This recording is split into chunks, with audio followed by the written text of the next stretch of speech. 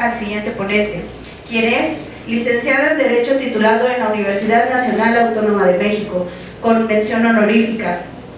Obtuvo su maestría en Derecho Procesal Penal con orientación en el procedimiento penal acusatorio oral en el Instituto de Estudios Superiores en Derecho Penal, Asociación Civil, así como su doctorado en el Instituto Nacional de Estudios Superiores en Derecho Penal, Asociación Civil.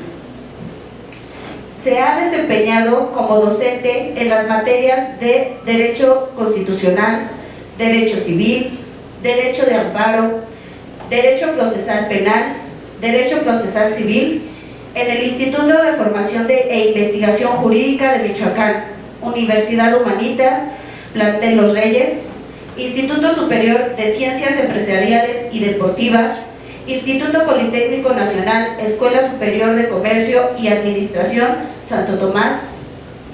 Ha laborado en el sector público como auxiliar en la Procuraduría General de Justicia de la Ciudad de México, auxiliar del Ministerio Público Federal en la Procuraduría General de la República, subdirector de Control de Información en la Dirección General de Prevención y Readaptación Social de la Ciudad de México, auxiliar del subprocurador en la Procuraduría General de la Justicia del Estado de Michoacán, jefe de la Unidad Departamental de Amparos en la Secretaría de Salud de la Ciudad de México, asesor jurídico del procurador en la Procuraduría General de Justicia de Michoacán, asesor jurídico de la Comisión de Justicia en la Cámara de Diputados del Honorable Congreso de la Unión, director de área en la Consejería Jurídica del Gobierno del Estado de Michoacán, presidente del Comité de Transparencia de la Oficina de Jefatura de Gobierno de la Ciudad de México, coordinador de imagen, responsable de la elaboración e integración de los informes de gobierno 2012, 2013, 2014, 2015, 2016, 2017 y 2018, 2013-2018, en la Coordinación General de Comunicación Social del Gobierno de la Ciudad de México, jefe del Departamento de Evaluación y Contratos Comerciales en el Aeropuerto Internacional de Toluca, coordinador especialista en petróleos mexicanos. Así también ha laborado en el sector privado como abogado litigante en despacho jurídico Villagrán y Asociados, abogado litigante en consultoría jurídica J&G. Por favor, recibamos al doctor Edgar Jiménez Peralta.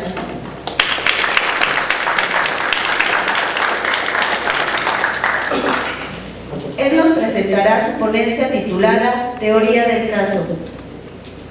En la reforma penal de 2008 trajo consigo una serie de nuevas figuras y herramientas que adaptamos a nuestro sistema penal adversario. Algunas se consolidaron con la entrada en vigor del Código Nacional de Procedimientos Penales. Sin embargo, otras aún no las hemos desarrollado en plenitud.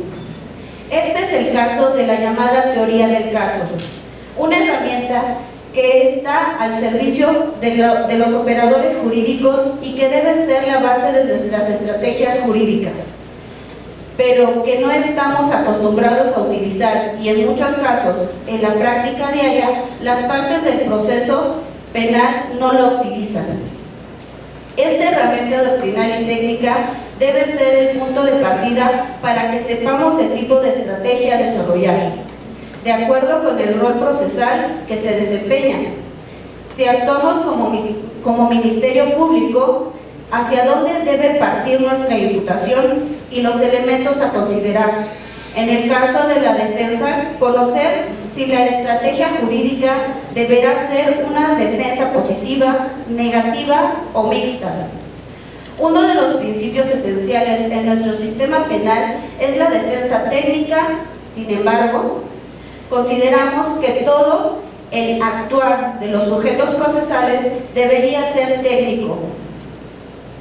Por ello, la teoría del caso toma relevancia, al convertirse en el acto técnico jurídico más importante sobre el que se constituye el éxito de la estrategia de las partes y que se presentará y defenderá ante la autoridad judicial.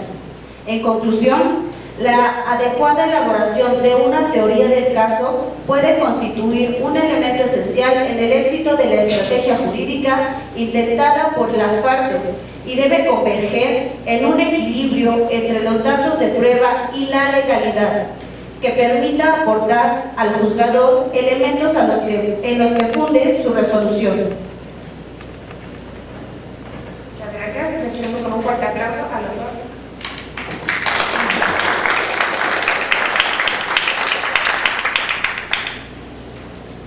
Buenas tardes a todos. Primero, agradecer profundamente a la Barra de Juristas de México la invitación que nos hizo a participar en este foro, al maestro Eder Narváez, al doctor Alejandro Andrade, amigo, y obviamente pues este recinto maravilloso que es la Cámara de Diputados. Ya en alguna ocasión nos tocó estar por aquí y es muy gratificante. Que por cierto nos tocó trabajar aquí en la Comisión de Justicia cuando fue la reforma penal. Y hoy venimos a platicar sobre este tema. Y bueno, yo quisiera agregar un par de cosas para que se comprendiera la postura que vengo a platicar con ustedes, que creo que en este lugar hoy vamos a tener más una plática cordial de amigos que una ponencia, ¿no? Creo que se presta con esta intercomunicación que veo de ustedes, muy interesante, muy involucrados en los temas. Entonces yo creo que la vamos a hacer así. Y bueno, platicarles un poquito que nos ha tocado trabajar dentro de la administración pública en la materia penal, en las diferentes fiscalías de la Ciudad de México, en la federal, en Michoacán, y con eso les quiero platicar que hemos estado del lado del ministerio. He tenido la fortuna también de trabajar en el Poder Judicial, con jueces penales, con magistrados, nunca he sido juez, he estado cerca y también conozco la postura del lado de los jueces. Y bueno, llevo un tiempo acá, nos ha tocado el ejercicio de la profesión, pues de manera paralela con otras actividades, ¿no? Entonces, yo les diría, nos ha tocado ser postulantes. Y esto nos permite tener pues una visión especial. Yo he querido hacerles esta mención porque también una parte de mi trabajo es académica. Soy profesor de licenciatura, de maestría, nos gusta la materia penal y nos han tocado estos temas de platicar. Y los hemos llevado a la academia, donde hablamos en particular de este tema tan especial que es la teoría del caso.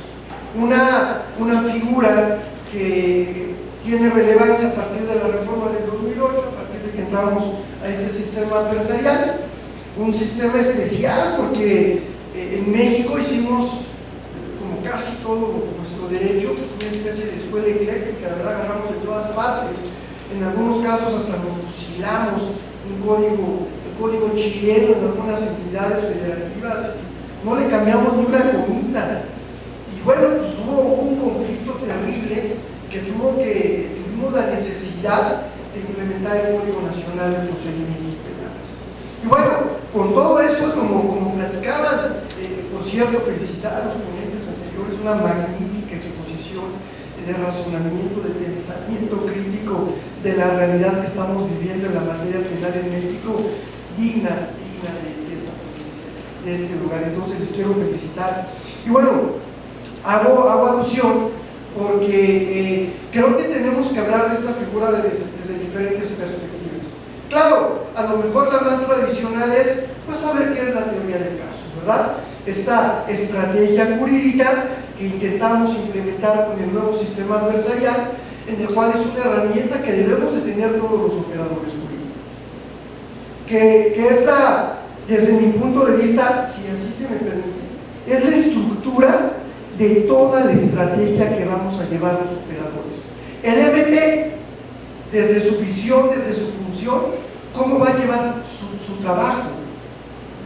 Nada más que, pues a veces se le olvida al MP cuál es el objetivo del procedimiento penal establecido en el artículo 20, apartado A, fracción primera. Primer objetivo, esclarecer los hechos. Segundo, proteger a la vida, al inocente. Tercero, procurar que el culpable no quede impune. Y cuarto, reparar el daño. Y lo comento porque de repente el Ministerio Público cree que todas las denuncias son culpables. Y su teoría del caso la establece buscando los elementos, y hablaba de la prueba inicial, los indicios que les sean suficientes para poder vincular al proceso. Y entonces, oye, ¿y qué pasó con esclarecer los hechos? Porque en alguna ocasión tuvimos en una audiencia una discusión fuerte, era una discusión en etapa de investigación complementaria. Nosotros pedimos actos de investigación, el Ministerio Público no los quiso realizar, se lo pedimos al juez, se los ordenó al Ministerio Público y el MP no los quiso realizar. Y decía el MP, espérame, no te confundas, tú eres mi contraparte, yo no voy a ayudarte a hacer tu trabajo, tú defiende. Y nosotros decíamos en la audiencia, bueno, es que el Ministerio Público no es una parte, es una institución de buena fe que tiene por objeto esclarecer los hechos. Luego entonces, si desde su investigación encontrara que exista algún dato de prueba o algo que fuera trascendental, que implicara, por ejemplo, el desistimiento de la acción penal, se vale, señores. ¿Me explicó? Entonces, esto es muy importante. Ahora, esa es desde la visión del Ministerio Público y de la defensa. Claro que la defensa tenemos que hacer una buena teoría del caso. Tenemos que saber, primero, en dónde estamos parados, porque efectivamente hoy el caudal probatorio ha cambiado. Hoy ya no existe ese estudio que hacían los jueces de antaño en el pliego de consignación, donde certeramente se comentaba en la ponencia anterior, había todo un análisis desde la consignación en el término constitucional, en donde se analizaban los elementos objetivos, subjetivos y normativos del tipo penal, y entonces con cierta certeza jurídica vinculadas. Bueno, no era una vinculación, era una formal prisión. Pero ¿por qué esto es tan importante, señores? La materia penal es súper fuerte. Solo alguien que no ha conocido la materia penal, que no conoce las cárceles, puede pensar que es intrascendente. Tocar una cárcel te cambia la vida, y no solo a una persona, se lo cambia a toda su familia. En serio, yo me ha tocado estar en agencias del MP en donde mi contraparte dice, no te preocupes, vincúlalo al proceso, yo lo saco ante el juez, porque no quieren hacer un acuerdo reparatorio. Y yo digo, ese no es un abogado postulante penalista de verdad, se nota que él jamás ha estado en la cárcel, no sabe lo que es estar en el área de ingreso, que te extorsionen. ¿Saben por qué les quitan a todos los cinturones y las agujetas?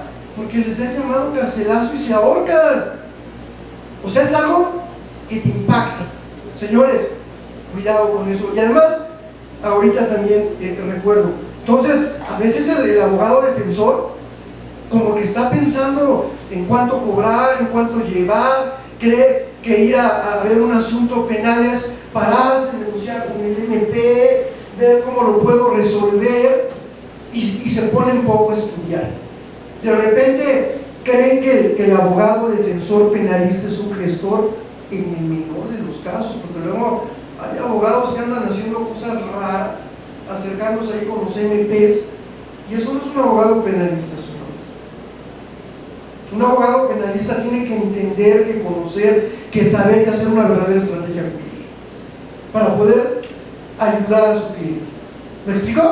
Ahora, aquí yo creo que sí hay un problema de fondo que tiene que ver con el Estado, y que pues, en esta Cámara nuestros legisladores tienen que poner eficiencia. Yo sí creo que no hay una verdadera política pública en materia penal. Estamos viviendo un derecho penal del enemigo, señores, de Jacobs, que por cierto, eso se trataba desde el príncipe con Maquiavelo, ¿verdad? Creemos que los asuntos de seguridad se van a resolver con reformas penales. Voy a hacer un delito grave, un delito calificado, y con eso van a dejar de delinquir. Claro que no. Olvidamos que la esencia del derecho penal debe ser la última ratio, la última oportunidad, por el gran impacto que causa en las personas. Y de repente vino una reforma trascendental en México, que fue la reforma del 2008, donde transitamos este sistema adversarial, y creo que la siguiente que va vinculada y que es trascendental y que seguimos construyendo, las dos se las seguimos construyendo, indudablemente es la reforma del 2010 de los derechos humanos. Y el bloque constitucional penal vino a cambiar muchas cosas, o debería de cambiarlo. Sin embargo, seguimos en gobiernos que siguen utilizando el derecho penal como una respuesta, como una política pública para atender un problema que no se va a resolver así. Diría el maestro, el doctor Luis Rodríguez Manzanera en su libro Criminología, y ya más para acá, Pedro José Peñalosa, Prevención Social del Delito, una asignatura pendiente. Este problema se va a resolver cuando atendamos las verdaderas causas que originan la delincuencia. Entonces, fíjense, ya hablé de que de repente el MP creo que no hace unas buenas estrategias. Oye, los defensores tampoco. El defensor, de repente veo que llega un defensor con el MP, trae su carpetita, su agenda y la Constitución. Porque aquí lo primero que se tiene que respetar son los derechos humanos y las garantías constitucionales. ¿Y tu Código Nacional lo traes en la mente o cómo vas a postular o a qué vas a entrar con el MP? ¿Cuál va a ser tu estrategia a llevar?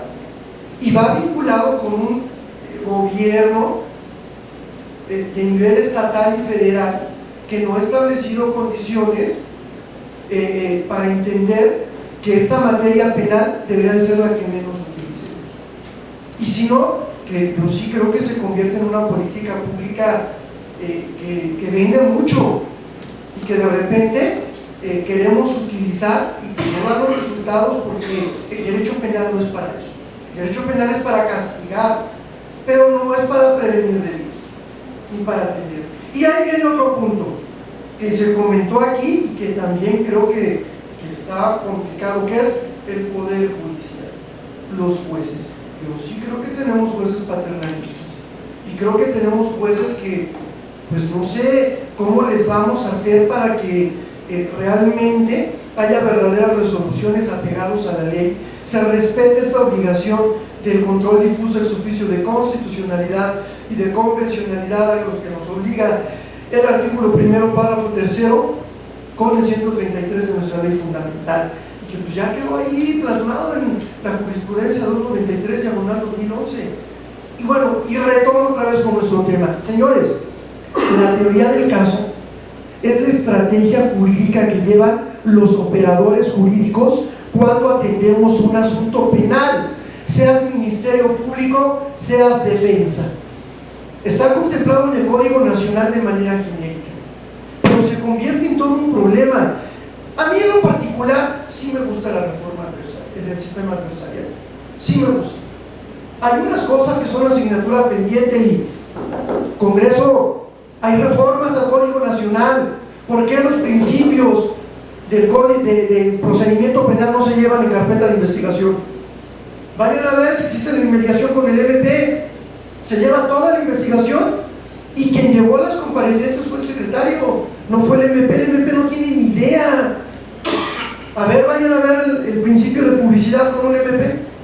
La contradicción, separan a la víctima y al ofendido con el imputado. Y vuelvo al caso, y olvidamos que el objetivo, dice el Código Nacional, en la Constitución en el 20, fracción primera, apartado A, es esclarecer los hechos. MP, esclarece los hechos, no castigues. Y se nos olvida. Entonces, muchas cosas que corregir aquí. En serio, la materia penal sigue siendo una asignatura pendiente y es muy triste. Cuando fue la reforma del 2008, aquí el Congreso se llenó de grandes juristas. Claro, yo comparto el punto de vista. Nosotros transitamos por presiones internacionales, pero muchos diputados, senadores, verdaderos juristas, que yo me llevé una gran sorpresa. Yo fui a muchas mesas y les doy mi palabra, nos mandaban como asesores a platicar y aprendíamos, escuchábamos todas las discusiones que había, pero vino la reforma penal y se acabó. Y se les olvidó, se nos olvida que todo esto es una asignatura pendiente. Estamos aprendiendo, estamos modificando, y todo lo que estamos viendo en la práctica necesitamos reformas. Y todos los vicios que estamos teniendo necesitamos que estén en la ley. Y hay cosas que creo yo que no fueron favorables y necesitamos reformas. Justificaciones. Es increíble que hayamos dejado, por ejemplo, el procedimiento abreviado en manos de los MPs. Hay buenos MPs, yo estuve en la fiscalía, bueno, en aquella época procuradurías, claro que amo la procuraduría. Estuve en el Poder Judicial, me dio de comer, y hoy como de postular. Pero señores, quiero venir a platicarles algo. Cuando hablas de la teoría del caso, claro que tienes que hablar un poco de doctrina, de teoría, porque eso es cómo vamos a establecer esa estrategia jurídica.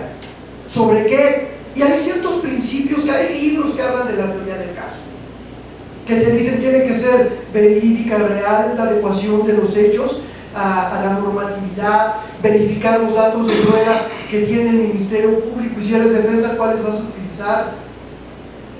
Y no solamente ello, tienes que establecer una estrategia que puede ser variable en cualquier momento. Porque claro, es un procedimiento vivo, activo, que cambia día a día y en cada momento, y que tú no sabes qué va a promover la parte, o qué dato de prueba es bueno o es inadecuado. Claro que puede cambiar, señores.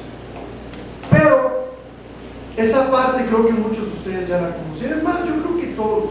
Este es un foro jurídico para aquí abogados. Ustedes saben de qué les estoy hablando. Lo importante de la teoría del caso es retomar o darles reflexionar sobre la importancia, porque desde mi punto de vista es la columna vertebral donde se construye todo el procedimiento penal, y los operadores jurídicos tendríamos que hacerlo de manera técnica y eficiente. Y además, ahora quiero platicarles algo para que vean la trascendencia de la teoría del caso. Y aquí sí me voy a los casos prácticos reales, porque una cosa es la doctrina, cuando vamos a clases, cuando nos la platican, otra cosa es la práctica y otra cosa las resoluciones. Y a veces dices, ¿y dónde coinciden? ¿En dónde vinieron? Tomamos un asunto, señores, asunto real. Estado de México, en el Gordo hay muchos jueces de control, así que no diré nombres. Ya, a lo mejor muchos de ustedes se van a encontrar con esta situación. Tomamos un asunto, robo, un muchacho que vive en Santa Fe, lo acusan de robo en Chimalhuacán, él es cajero en un banco azteca de Santa Fe. El robo se fue a las 5 de la mañana de unas personas que salían de Chimalhuacán.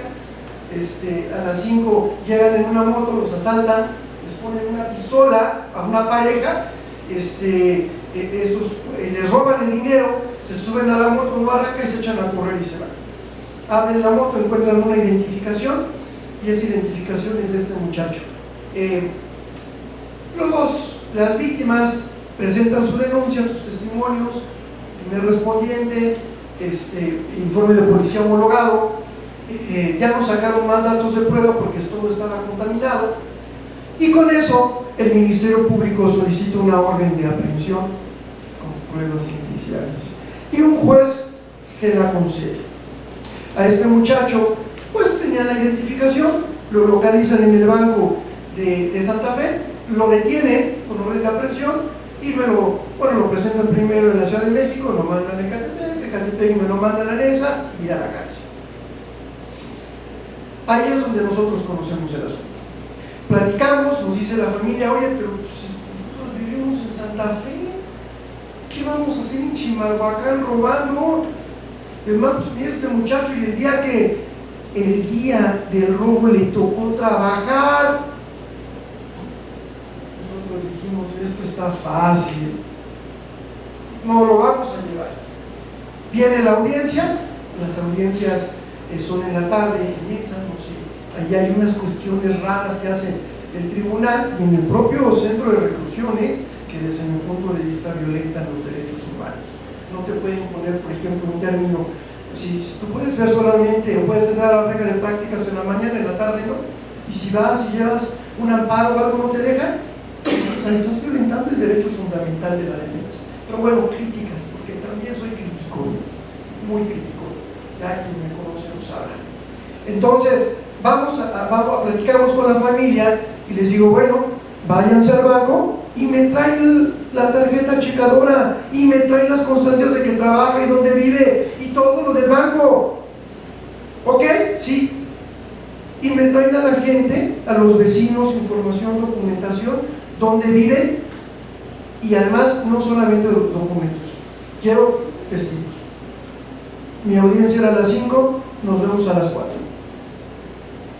Claro, yo platiqué con ellos, preparé una entrevista que me iban a firmar para presentarla en la etapa de la audiencia inicial, y de repente nos dieron las 4:30. A ver, márcales, ¿dónde están? Oye, pues no, me llegaron las 5 y pues ya entramos a audiencia y no llegó la familia ni los testigos ni los papeles. Entramos a audiencia y pues nos dice el juez, ¿verdad? Nosotros ya habíamos pedido la ampliación del término. Oye, abogado, y pues nos dan el uso de la voz, ¿qué pasó con ustedes? Con los datos de prueba que ustedes iban a ofrecer, pues ahí le decimos al juez, ¿verdad? Yo me percaté cuando ya estaba en uso de la voz que llegó la policía, seguramente llegaron los familiares con todo, le dicen a la policía le dice al auxiliar de sala y la auxiliar de sala dice, ya iniciamos la audiencia.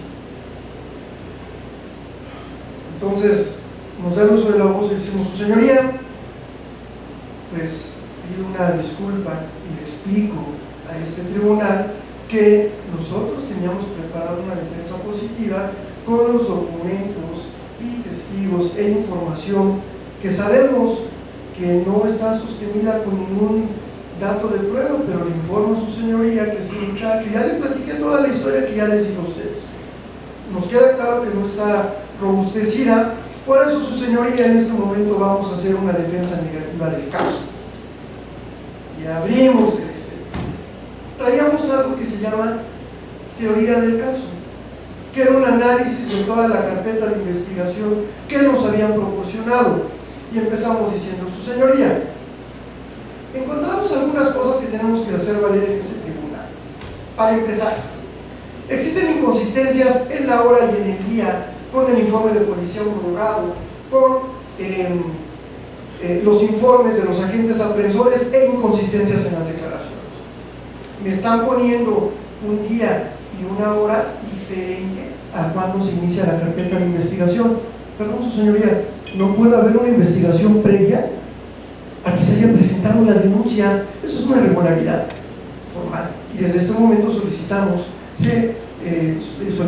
de manera verbal la ilicitud de ese dato de prueba, ¿verdad? Era el informe de policía homologado. Su señoría, el informe de policías, que por cierto presentan un informe de policía homologado y aparte presentan informes los policías, en los informes de los policías me dicen que uno de ellos llegó, atendió a las víctimas y el otro se quedó a brindar seguridad perimetral. El informe de policía homologado me dice que los dos brindaron atención a a las víctimas: su señoría, estos informes se contradicen y rompen, está rota la cadena de custodia en el informe, se contradicen, no les podemos dar valor. Su señoría, me dicen las víctimas que cuando los asaltaron, dice el varón que le pusieron una pistola en la cabeza y que él se espantó y le dijo a la esposa: entrégale el dinero. Y entonces ella sacó el dinero que traía en el busto y se lo entregó. Cuando él se lo entrega, de repente ve que vienen unos vecinos y él trata de desarmar al delincuente y él dispara. Cuando dispara, él se detiene y se va. Leo el testimonio de la señora y dice que a quien le pusieron la pistola es a ella y que se la pusieron en el estómago. Perdón, estas contradicciones son muy fuertes. No puede haber error entre que te ponen una pistola en la cabeza y te la ponen en el estómago. Y además se equivocan de persona. A ver, ¿a quién apuntaron? ¿Al hombre o a la mujer? Su señoría, yo no dudo que a lo mejor las víctimas sí las asaltaron, pero indudablemente parte de su testimonio está mintiendo, porque no puede ser que haya ese tipo de contradicciones.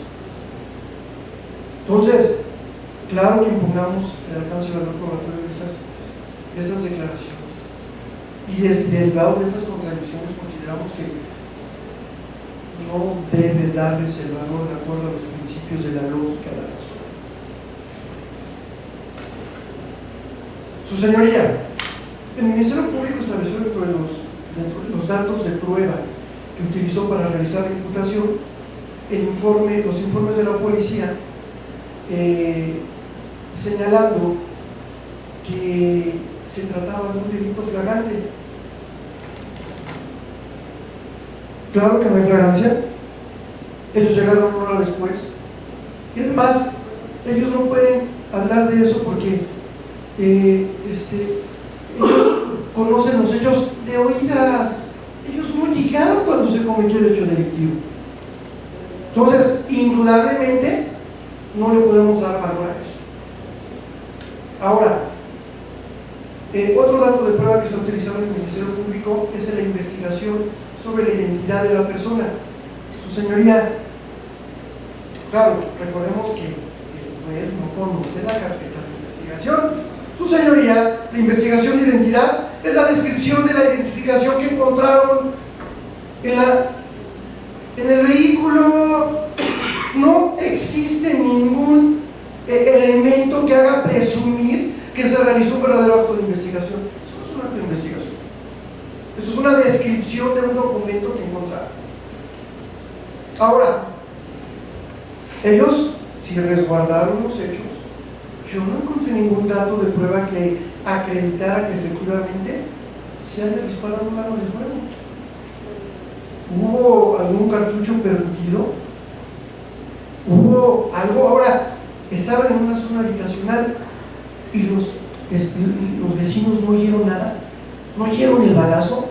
Dicen las víctimas, unas personas se acercaron y fue el momento, y de repente digo, una víctima que tiene una pistola en la cabeza, que le da miedo y dice: esposa, entregue el dinero. De repente ve personas, se arma de valor, toma el arma, lo quiere desarmar y es cuando dispara. Perdón, hablaban de la lógica hace un momento. A mí eso no se me hace lógico. No es lógico. Ahora, si venían las personas que supuestamente por eso se retiraron los rateros, ¿dónde están sus testimonios? ¿Qué actos de investigación realizó el Ministerio Público para corroborar que efectivamente lo que estaba diciendo la víctima era cierto? ¿Con qué datos de prueba vinculados estaba vinculado eso?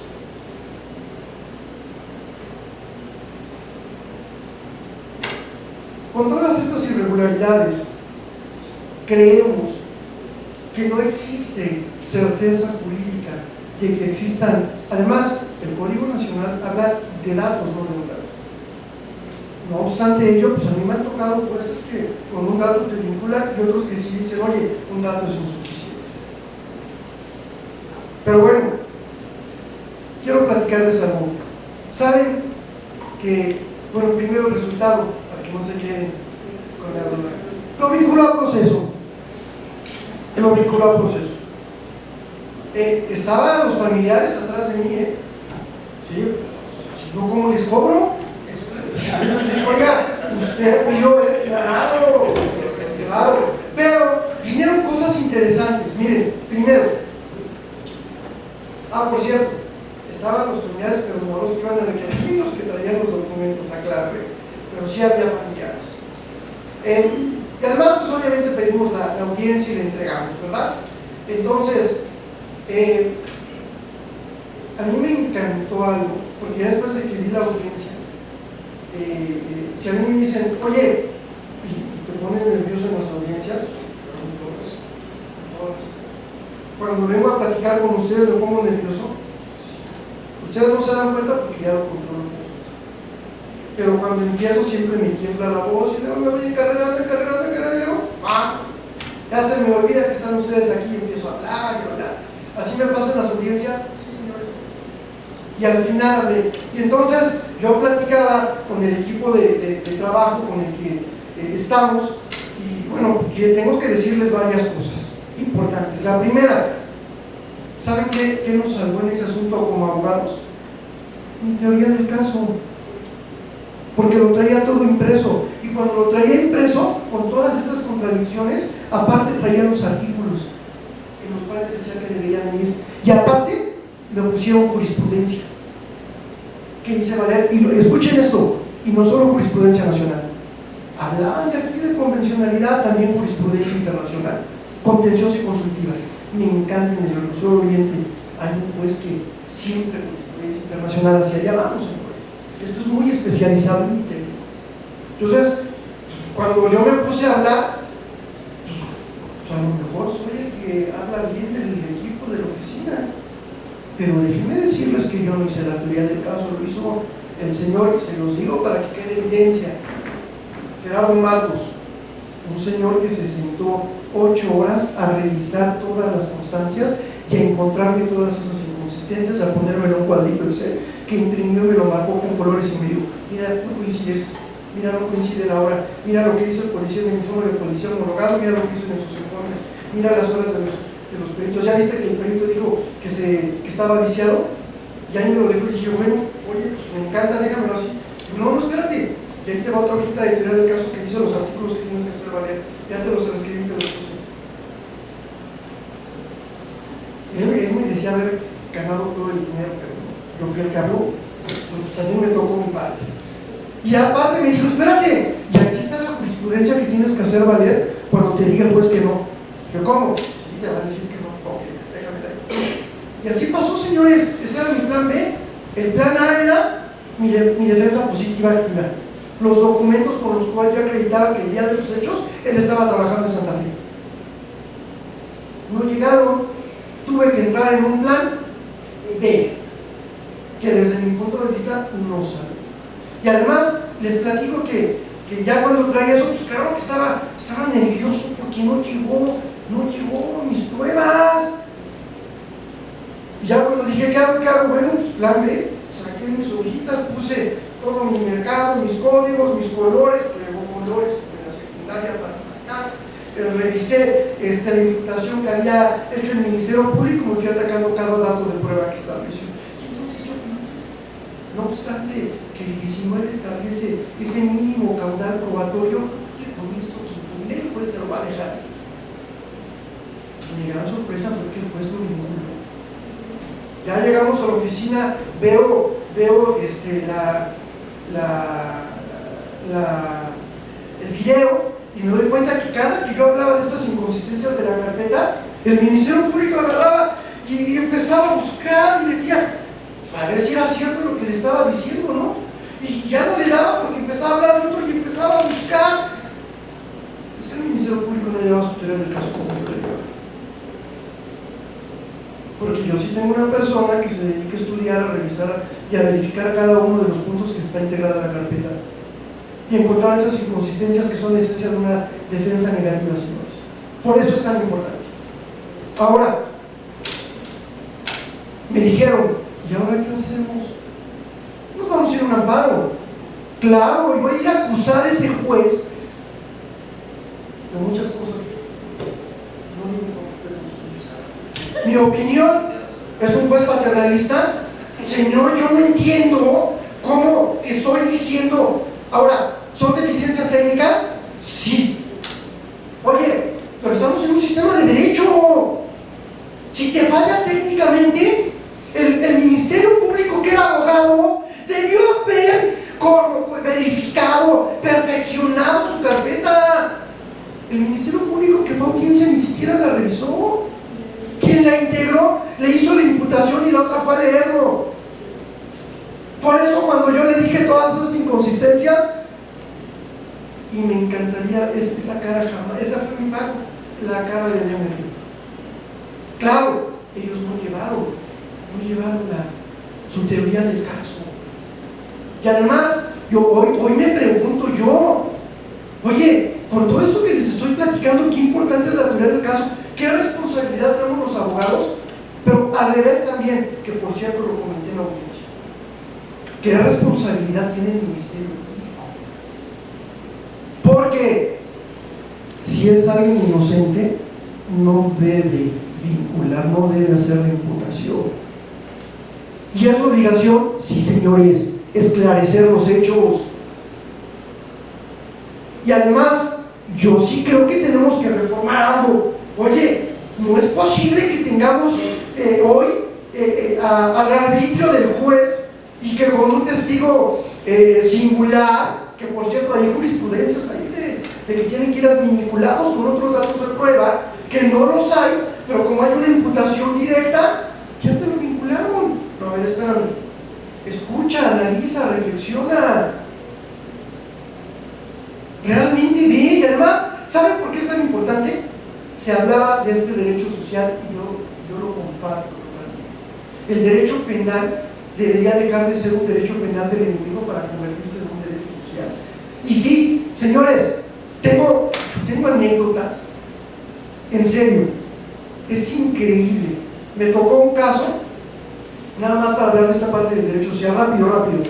Un caso donde me vinculan a proceso una persona porque tiene trabajando a un sobrino de 10 años, el niño trabajaba en Puebla, se mueren los papás, los mandan acá para que aprenda un oficio, pues allá no estudiaba, no trabajaba nada, le empiezan a enseñar el oficio, aquí en nuestra fiscalía, lo investigan y me lo detienen por trata de personas en susceptibilidad de explotación de menores. Decía el imputado, pero le pago. Esa me dice, no importa, constitucionalmente y de acuerdo a la ley está prohibido que el niño trabaje. ¿Está prohibido? Sí. ¿Eso es un legalismo? Sí. ¿Cometió delito en estricto sentido? Sí. ¿Y la política criminal? Se les olvida. ¿Estás criminalizando la pobreza? Quiero ver cuántos niños están trabajando, señores, en México. Claro.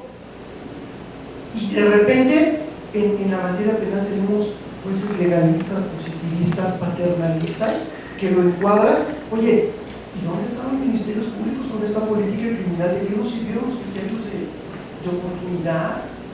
Pero bueno, regreso otra vez. Señores, qué importante es tener tu teoría del caso. A mí ya me salvó como defensor.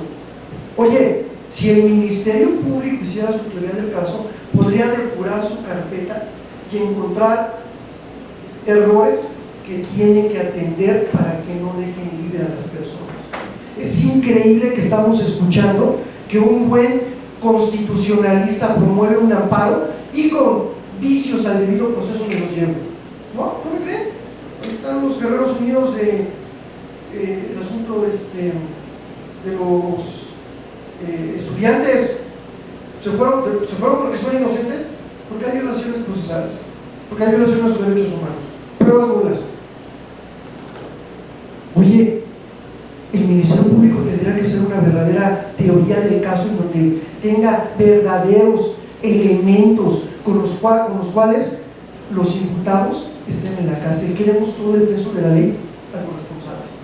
Pero aquí no debe tocar la cárcel. Es durísima la cárcel. Y dos, esto es técnico, señores. Todos necesitamos estudiar. Y además, yo finalizaría diciendo, pues ya les dije que los abogados defensores no estudiamos, no nos preparamos, no revisamos, y por eso de repente se nos queda la gente en la cárcel. Porque no llevamos verdaderas teorías del caso. Y no vamos preparados con una teoría positiva o negativa para poder defender el caso. Por cierto, las teorías negativas son los defectos de la autoridad. Entonces nada más somos buenos para encontrar lo que hacen mal los MPs. Y los MPs, señores, ustedes tienen en sus manos la justicia, el acceso a la justicia, la igualdad. Tienes que estudiar mucho para que no se te caigan tus imputaciones, tus vinculaciones, para que sean reales, para que vayan adminiculadas y para que luego no venga un amparo y te los tire. Y gente verdaderamente culpable se vaya. Si no, pregúntele a Juan Velasquez. Pero ahí viene la última. Y los jueces, y esos jueces paternalistas, y esos jueces que como que haces valer la nulidad del instituto y simplemente no te pegan. Y claro, como ya sabes que no puedes ahí contravenir, pero nada más sabes que tienes que cobrar. Por cierto, en este asunto me fui al amparo, me fui a la investigación complementaria. Llegamos a juicio oral y me dijo el juez del juicio oral: oye, estás en amparo y no se ha resuelto. 8 meses y no se ha resuelto el amparo. ¿Por qué no podía notificar a las víctimas? Los apercibieron, les hicieron 1000 cosas. El MP dijo: yo ni sé quiénes son. Hablé con las personas y les dije: oiga, el juez de amparo no quiere entrarle al estudio hasta que notifique al tercer interesado. Llevan 8 meses. ¿Qué nos recomienda? Ya vamos a juicio oral. 2 meses, libre absuelto. Y por cierto, a la audiencia sí comparecieron las víctimas y los ofendidos y los jueces intervenientes. ¿Qué pasa con los jueces que no entran en eso? ¿Deberían de entender eso? Yo creo que sí. Y comparto el punto de vista. Otra asignatura pendiente, y eso hay que meterlo al Código Nacional, hay que meterlo a las leyes. Tenemos una asignatura pendiente en materia penal y que lo real sobrepasó ya toda la doctrina, sobrepasó la teoría, sobrepasó todo. ¿Tenemos que adecuarnos a las nuevas realidades?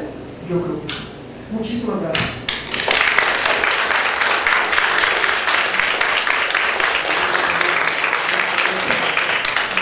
Muchas gracias por su magistral ponencia, doctor. Le hacemos el reconocimiento, por favor, por haber participado en este congreso.